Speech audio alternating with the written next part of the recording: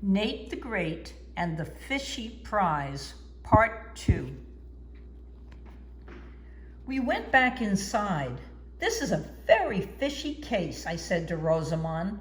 "The can was on the windowsill, so it had to be knocked inside the house or outside the house. But it isn't inside and it isn't outside." "Maybe someone took the can on purpose," Rosamond said.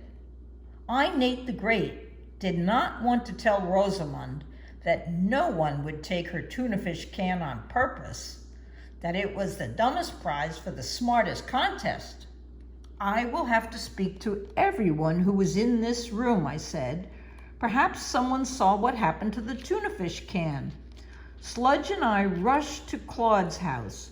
Claude was there with a pig. Claude is always losing things. I was glad he had not lost the pig. Claude was brushing the pig's bristles while she ate a big pile of food. "I am getting Anastasia ready for the smartest pet contest," Claude said. Anastasia oinked. I watched her eat. The food was disappearing fast. I was thinking, the tuna fish can had completely disappeared. Maybe it had disappeared inside something. One way to make something disappear is to eat it. I, Nate the Great, spoke up. "Pigs are supposed to eat like pigs. Would Anastasia eat a tin can?" "I don't know," Claude said. "She's not my pig. She lives on a farm, and I borrowed her for the contest. But I keep losing her. She finds her way back to me. She's smart. That's why she is going to win the contest." Anastasia oinked again. "May I open Anastasia's mouth?" I asked. "If you really want to," Claude said. I, Nate the Great, did not really want to open Anastasia's mouth. But I had a case to solve. I had a job to do. Slowly I opened her mouth. Quickly I closed her mouth. "Anastasia did not eat the tuna fish can," I said. "How do you know?" Claude asked. "Because the gold paint on the can was wet. Anastasia would have a gold mouth if she ate the can." "Tell me, did you see the can on Rosamond's windowsill?" "I saw it and I didn't see it," Claude said. "That is an interesting answer," I said. I, Nate the Great, say that is an interesting answer. "Well, I saw the can on the windowsill just before everyone started to run around," Claude said. "When it was all over, I didn't see the can anymore." "That is an old clue," I said. I already knew that the can disappeared during the animal stampede. I, Nate the Great, need a new clue, and I need it fast. Sludge and I left. I was sorry I had seen Anastasia. She made me feel very hungry. I wished I had time to go home and make pancakes with the things I had bought at the supermarket, but I hadn't even had time to unpack them. And I knew there was not enough time left to talk to everyone else who had been in Rosamond's room. Annie, Oliver, Pip, Finley, and Esmeralda were left. I decided to go to Esmeralda's house. I had 2 reasons. Esmeralda is smart. Esmeralda does not have a pet. Perhaps she had a chance to see something when everyone was busy with their pets. Esmeralda was sitting quietly outside on her steps. She did not have anybody to wash or brush or feed or brag about. I said, "I am looking for the tuna fish can that was on Rosamond's windowsill. Did you see it?" "Yes," Esmeralda said. "I saw it before everything went wild. Fang was standing under it." "Fang?" I said. "Tell me, which way was he facing?" "He was standing with his right side next to the window," Esmeralda said. "His fangs were showing and his tail was swooshing back and forth." I, Nate the Great, was thinking. This was a new clue, but did it mean anything? Suddenly I knew that it was important. Sludge and I rushed to Annie's house. She was giving Fang a bath.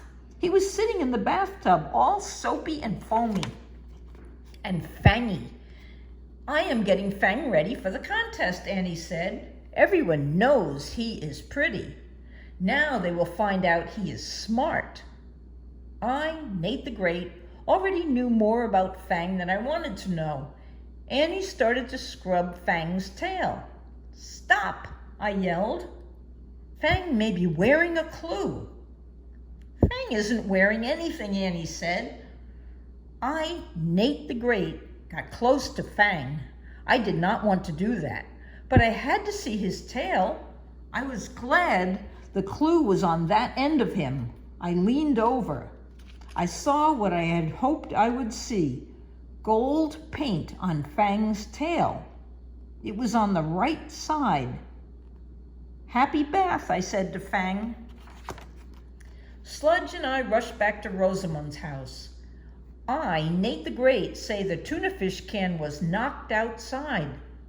How do you know that? Rosamund asked. Because Fang was standing with his right side next to the window, I said. His tail was going back and forth. He got gold paint on the right side of his tail. That means his tail hit the can going outward, right out the window. Sludge and I are going to look very hard outside your house again. The contest is supposed to start in 15 minutes, Rosamund said. Then we will look very hard and very fast, I said. Sludge and I rushed outside. We looked around again. We walked up and down the sidewalk again. It was a boring sidewalk. Cracks, but no clues. I, Nate the Great, was stumped. This was definitely a tough, fishy case. I was not going to solve it on time. I was not going to solve it at all. Sludge and I walked home. We went into the kitchen. Sludge sniffed the grocery bag. Why was he sniffing the grocery bag? It only had dog shampoo and things for making pancakes, and Sludge does not like dog shampoo or pancakes. But I could not think about the bag. I had to think about the case. I thought about the can being knocked to the outside. I thought about it happening while everything was noisy and wild. I thought about fishy smells and things disappearing inside Anastasia's stomach and gold paint. I thought about Fang's tail. Fang had taken home some gold paint on his tail. He did not know he had taken it home. Annie did not know he had taken it home. Perhaps someone had taken the tuna fish can home but did not know it. But how? Tuna fish cans do not stick to tails. You can see a tuna fish can unless you can't see it, unless it is hidden from sight, unless it disappears into something as big and bulgy as Anastasia's stomach. Suddenly, I, Nate the Great, knew I had solved the case. But I knew Sludge had solved it sooner. He was still sniffing my grocery bag. I looked inside the bag. Then I put my hand inside the bag and pulled out an empty tuna fish can with Smartest painted on it in smudged gold letters. I, Nate the Great, had taken the can, and I knew how it had happened. Fang knocked the can out the window just as I was riding past Rosamund's house. The can fell into the open grocery bag that was in the basket on the back of my bicycle. I had taken the can home without knowing it, and now I must take the can to the contest. Sludge and I rushed to the park where everyone was waiting for the contest to start. Rosamund was there with her 4 cats. Annie was there with Fang. Pip was there with his parrot. Finley was there with his rat. Oliver was there with his favorite eel. Esmeralda was there with herself. Claude and Anastasia were not there. I was not surprised. Either Claude had lost Anastasia, or Anastasia had lost Claude. I held up the prize. I said this was in my grocery bag. It is a long story and time is short. I handed the prize to Esmeralda, the judge. Rosamond clapped her hands. "Oh, goody green grasshopper," she said. "Now we can have the contest." "Yes, I, Nate the Great, solved the case," I said. "But Sludge solved it first." Esmeralda said that was a very smart thing for Sludge to do. But every pet will have a chance to do something smart. Let's begin. I, Nate the Great, had to watch and listen while Oliver's eels swam backward. Fang did something silly with his fangs. Rosamond's cats shed hair on command. Finley's rat found some hidden cheese. And Pip's parrot forgot her entire speech. Then Esmeralda said, "The winner is Sludge, the only pet who can solve a mystery." Sludge looked proud. I, Nate the Great, looked proud. Everyone congratulated Sludge. Esmeralda handed the prize to him. Sludge sniffed it, but he did not know what to do with it. He was now the owner of a very strange tuna fish can with smudged gold letters. Sludge and I went home with the prize. I gave him a huge bone.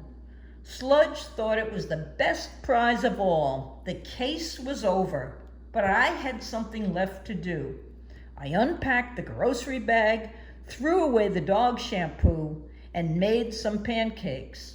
Because I, Nate the Great, deserved a prize too. The end. Good night, Sammy. Good night, Sophie.